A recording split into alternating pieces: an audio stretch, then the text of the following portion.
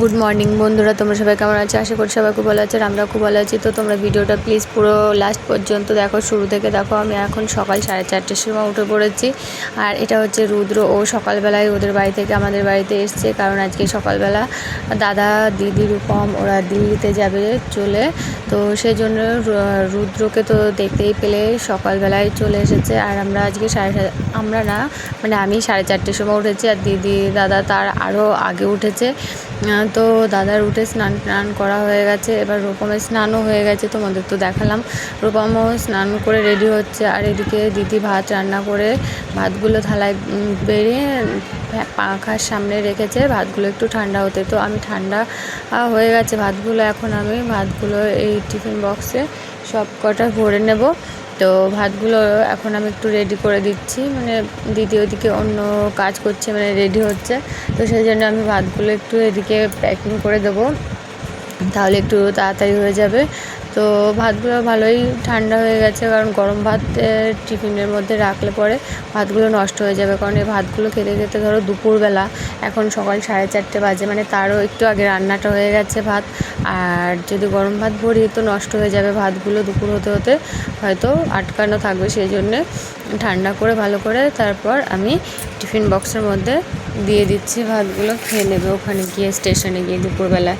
তো আর ডিম ভাজা করেছে দিদি, তো ডিম ভাজাগুলো আমি আরেকটা টিফিন বক্সের মধ্যে দিয়ে দিচ্ছি। তো ওখানে গিয়ে কোনো তরকারি আরও নিয়ে খেয়ে নেবে। তো আর ওই দিকে দাদাকে দেখতে পাচ্ছ, ওই ব্যাগের মধ্যে করে যে কাঁঠালগুলো কেটেছে দাদা, সেই কাঁঠালগুলো নিয়ে যাবে ওখানে। সবাই বলেছে যে তোমাদের গাছের কাঁঠাল নিয়ে আসবে, সবাই ভিডিওতে দেখেছে। তো সেগুলো দেখেই সবাই বলেছে যে তোমাদের কাঁঠাল নিয়ে আসবে গাছ থেকে। তো সেই জন্যই 1 বস্তা কাঁঠাল কেটেছে দাদা, সকালবেলায় গাছে উঠে পড়েছিল, সেটা আমি ভিডিও করতে পারিনি। মানে তখন একদম আলো ছিল না, একটু অন্ধকার ছিল, ভোরবেলায় একদম উঠেছিল গাছে। তো সেই জন্যই আমি সেটা ভিডিও করে দেখাতে পারিনি তোমাদেরকে।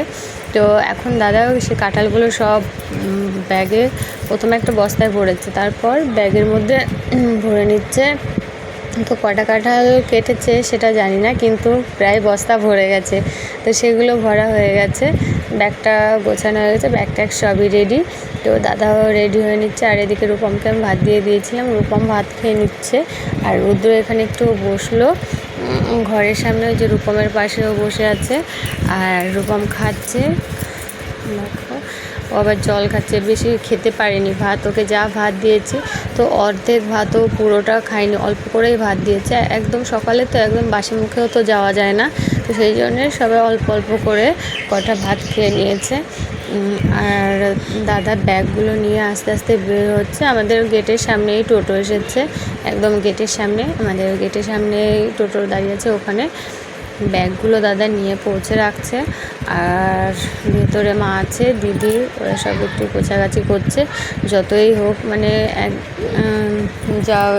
যাওয়ার সময় তো মানে কত যে গাছানো করতে হয় তার কোনো ঠিক নেই। তো গোছানো হয়ে গেছে, এখন শুধু কটা খাওয়া দাওয়া করে বেরিয়ে যাবে। তো অনেক দিন হয়েছে এসেছে, 1 মাসের বেশি। এতদিন ছিল বাড়িটা পুরো সব ভরা ছিল, এখানে জলি ছিল, দাদারা ছিল, আমার মাসি এসেছিলো, মানে সব সময়ের জন্য বাড়িতে লোকজন ভর্তি ছিল, খুব ভালো লাগছিল। আমার নবস্বর্ণ ওরাও খুব আনন্দ করছিল এই কদিন, কিন্তু এখন দিদিরা চলে যাচ্ছে, তো ওদেরও মনটা খুব খারাপ হয়ে যাবে। বাচ্চা মানুষ তো, ওরা ঘুম থেকে উঠলেই হয়তো বলবে যে জেঠু কোথায়, দাদা কোথায়।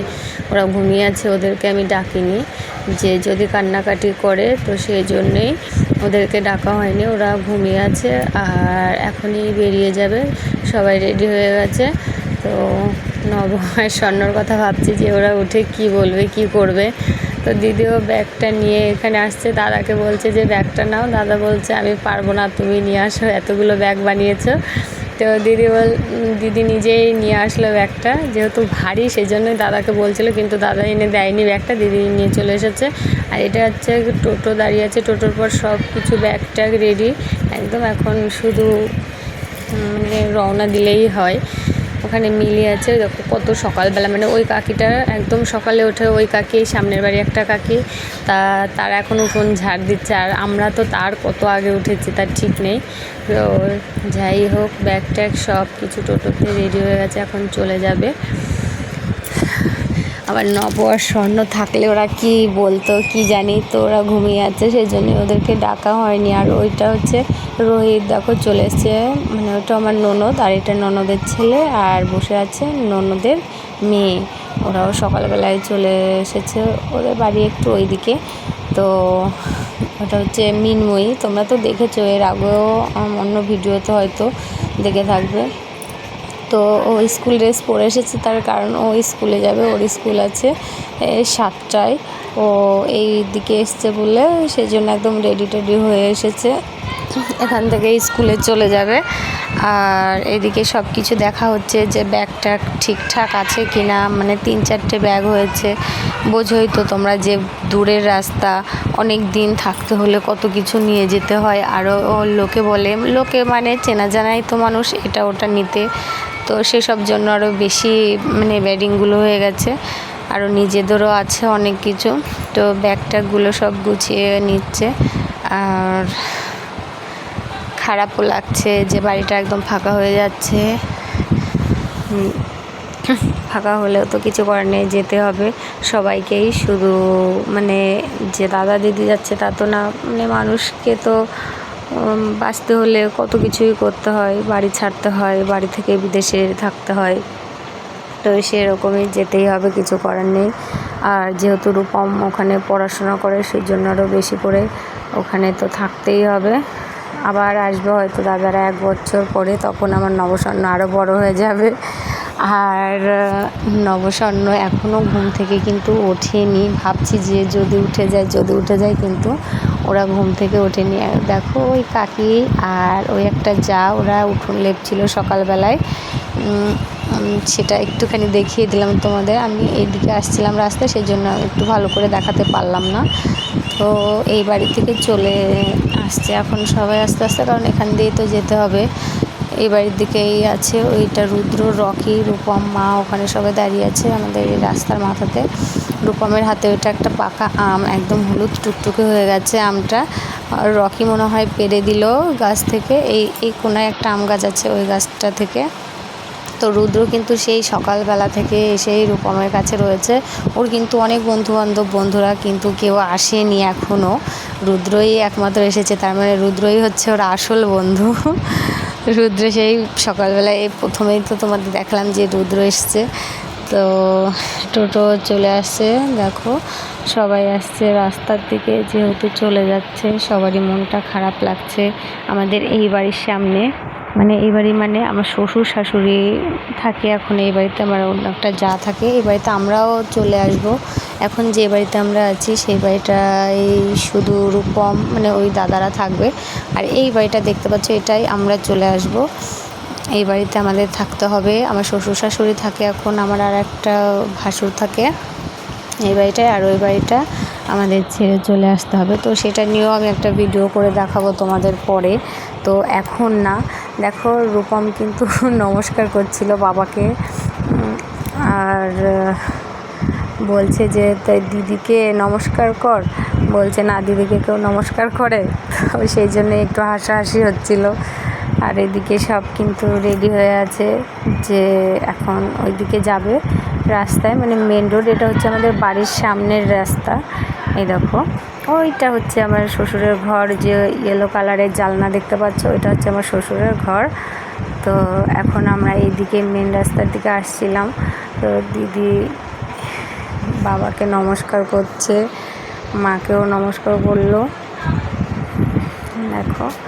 তো যারা ভিডিওটা দেখছো তারা কিন্তু চ্যানেলটিকে অবশ্যই সাবস্ক্রাইব করো, আর পাশে থেকেও, ভালো লাগলে অবশ্যই কিন্তু লাইক কমেন্ট শেয়ার করবে। আর আমাদের সঙ্গে থাকো, সাথে থাকো, দেখতে থাকো লাস্ট পর্যন্ত, ভিডিওটা কিন্তু স্কিপ করে চলে যেও না। আর রূপমকে দিদি বলছে যে টাকাগুলো আমার কাছে দে, মানে ওর কাছে কটা টাকা আছে, দিদি বলছে আমার কাছে দে, বলছে না তোমার কাছে দেবো না, মানে ভয় আছে শরীরে যদি মা না দেয়। এটা সব বাচ্চারই থাকে, শুধু ওর না, আমাদেরও ছিল ছোটোবেলায়, যে যদি দিয়ে দিই আর না দেয় সেইটাই ওর পক্ষেও হয়েছে।